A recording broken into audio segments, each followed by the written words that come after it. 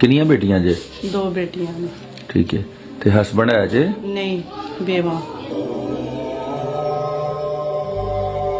ਬਸ ਲੋਕਾਂ ਦੇ ਘਰਾਂ ਵਿੱਚ ਕੰਮ ਸ਼ਾਮ ਕਰਨੀ ਆ, 2-3 ਘਰਾਂ ਦੇ ਕੰਮ ਕਰਨੀ ਆ ਤੇ ਬਸ ਕੰਮ ਕਰਕੇ ਹੀ ਆਪਣਾ ਗੁਜ਼ਾਰਾ ਕੀਤਾ ਹੈ, ਬੱਚਿਆਂ ਨੂੰ ਪਾਲਿਆ।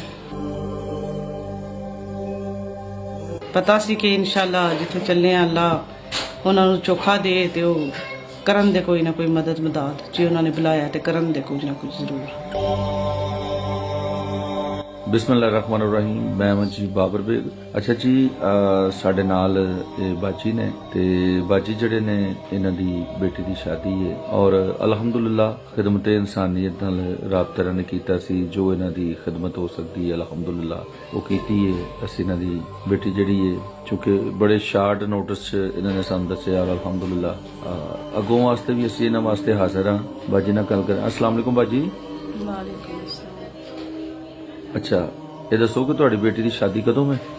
जी मेरी बेटी की शादी है 5 तारीख को। ठीक है।